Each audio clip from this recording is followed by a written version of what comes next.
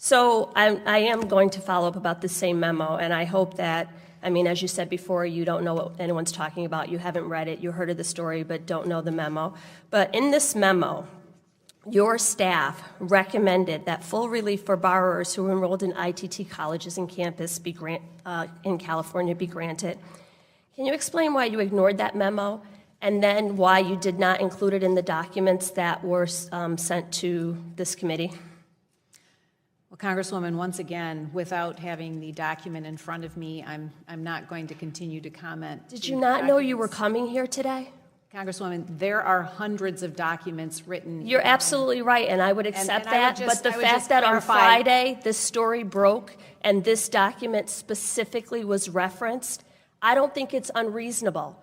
I know I'm a freshman Congresswoman. If I were coming to a committee and I had taken the time to prepare and a document was revealed in an NPR story that went nationwide 5 or 6 days before the hearing, I would say to my staff, can you get this document for me so that I can read it for myself, because I am sure that this committee will have questions in relation to this memo. That didn't cross your mind at all? January 10, No, Friday, last Friday. Last Friday. January 10, 2017 was the last administration.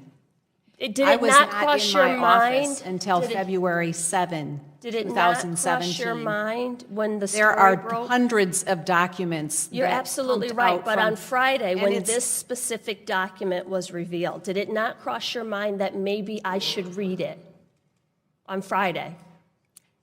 No, I don't So need to read the in document. December 2019, I know when what I have. NPR ran a story, it didn't cross your mind that maybe I should read this document? I don't need to read every document. No, this one originated specifically, not the thousands of others, just this one. Because a news outlet chose to print it? Yes.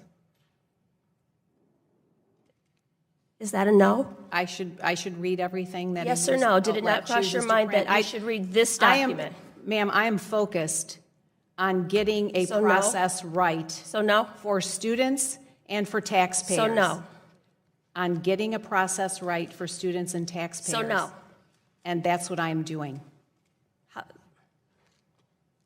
Part of getting that process right requires reading. Thank you, Mr. Chair.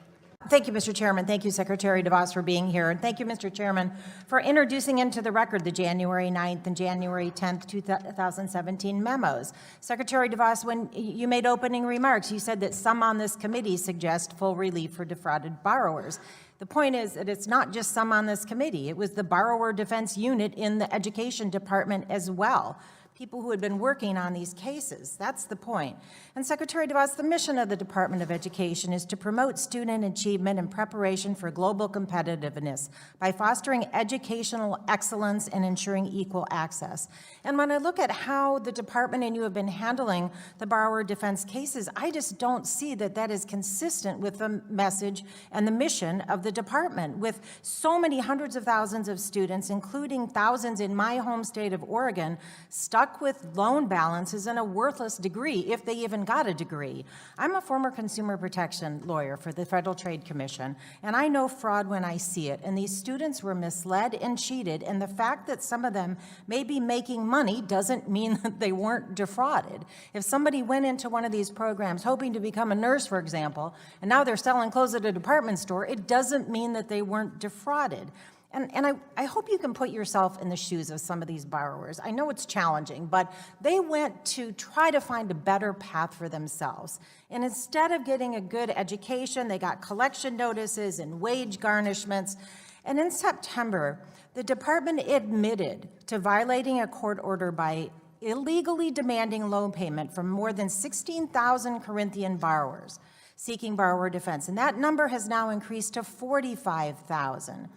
And the issue came to the public's attention only after you were held in contempt for violating a court order. So this is not a new problem. In fact, more than a year ago, a court ordered the department to stop seizing tax returns of borrower defense applicants. That was the Williams case.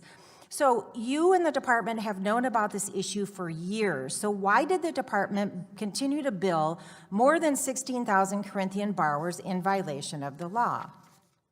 Well, Congresswoman, I'm sorry you weren't here when I talked about that earlier on, but what I said was it was very clear that the borrowers that made claims for Corinthian College programs were in forbearance, were not accruing interest per my direction prior to the court order a court injunction in May of 2018. Since then, a year later, there were errors made within federal student aid and with some of our servicers, human errors that once we became aware of them, we immediately acknowledged and immediately went to work to correct and rectify the problems for those impacted And I'm going to students. reclaim my time and ask another question. It's 99.8%. Secretary DeVos, I'm going to reclaim my time and ask another question. And I was here, I just didn't find the answer satisfactory. How many times has a court already found that the department has illegally collected payments from borrowers or seized their wages or tax returns?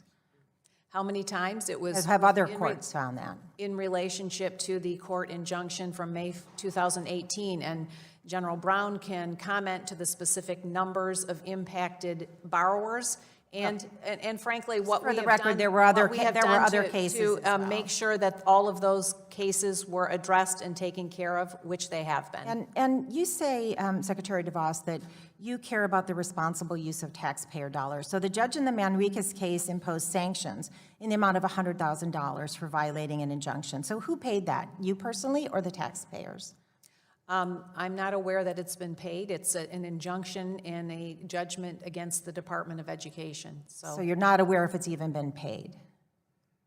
I don't believe, I don't know. I can. And who do you expect to pay that? Will you pay that personally, or will the taxpayers pay Well, that? I think there is a appeal to suggest that it's not appropriate to fine another federal department. So, in my remaining time, it was the borrowers who discovered that the department was billing them improperly. This is not a result of the department's oversight.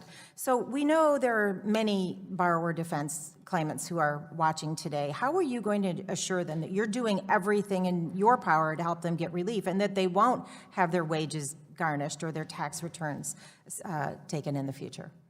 Well, I'm very hopeful that we will be able to continue to move ahead with our new methodology, and assuming no challenge from through the courts of that methodology, we'll be able to process these claims that have been pending for many years. And that's the methodology And that if that's someone's making that's money, a they weren't focus. defrauded. And That's a that is focus not justice, Madam Secretary, and I yield back.